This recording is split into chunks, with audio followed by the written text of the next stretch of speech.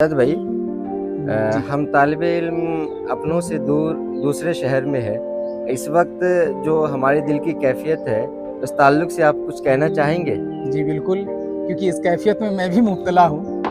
तो हाँ, 3 शेर सुनिए कि ये हिजरतों का ज़माना भी क्या ज़माना है, अच्छा, ये हिजरतों का ज़माना भी क्या ज़माना है, वाह! उन्हीं से दूर हैं जिनके लिए कमाना वाह, है। वाह, वाह, वाह! बेशक। नमाज़ ईद की पढ़कर मैं ढूँढता ही रहा।